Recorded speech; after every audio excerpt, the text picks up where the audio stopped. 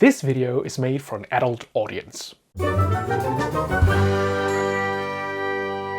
Hey everybody, I'm Jacob with the Brick Bakery and I'm here at the SFW with Cathrine, who's been doing some wonderful work. Hello Cathrine, and thank you for participating. Hi, thanks for asking me to talk about my Paradisa MOC. Could you just talk us through what it is that you've built here?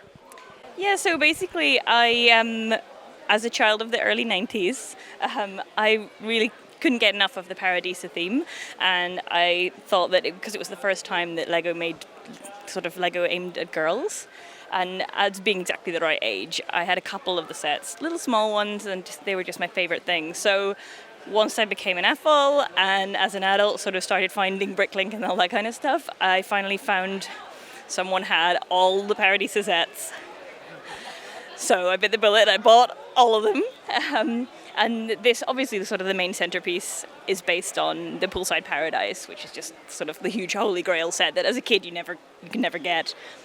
And I just decided that based on kind of getting into LEGO again through the kind of modular buildings and looking at people on Instagram or on YouTube or whatever who do the kind of minifig scale buildings, I just loved that kind of style. So I wanted to turn the relatively sparse builds from the early 90s that didn't have that many pieces, but wanted to turn it into a sort of a modular style and then integrate a bit of a scenery because the sort of single base plate wasn't enough. Got to have it on 8. Of course. So your sort of main focus is expanding or reinterpreting existing builds?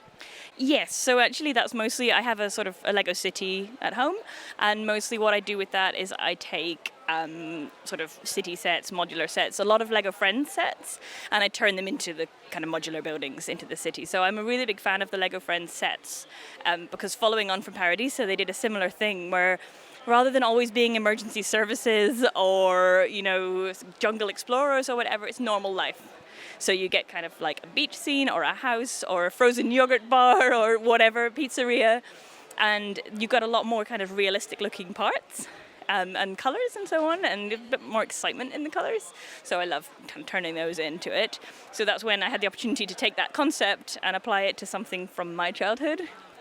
So building this, what was your biggest challenge? Oh, finding enough of the correct colour pink.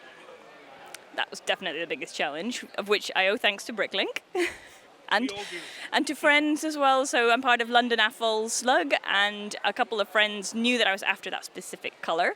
And so if they were putting in a Bricklink order from a store, actually the Netherlands seem to have a lot of Paradisa.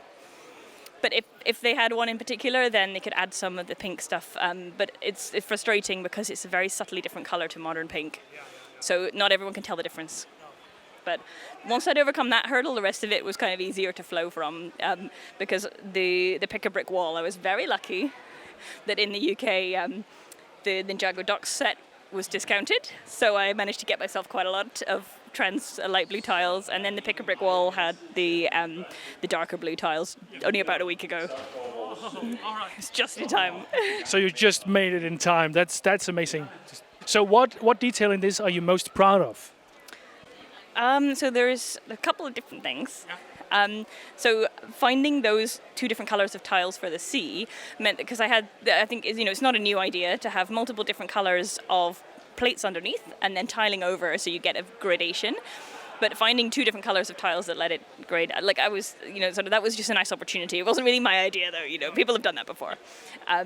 But I particularly like the sculpture in the courtyard. Because that's made from a recent Clickits haul that I managed to get. Again, getting a bit too carried away, ordering a bit too much, but finding these lovely, lovely Clickits pieces. There's 2 bangles and a ring in the center, and they do actually connect to studs. I don't want to start a debate as to what's legal or not. There's a great Brickset article on how Clickits pieces integrate with system. You can go read that and find out what's okay. But I think that it's good. I think it fits. I think it works. Yeah. And I really like the kind of detail. And it's nice when people come in and say, "Oh, is that LEGO?" Yeah. Say, "Yep, yes, it is." All right. So you mentioned that you have a big city. Is there somewhere where we can check out your work, a social media page or web page or something?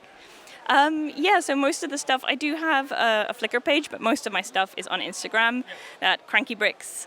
So we can put a link in the video below, and you can find my page. All right. Well, thank you very much, Cathrine. It was nice talking to you, and good luck with the rest of this. Thank you very much.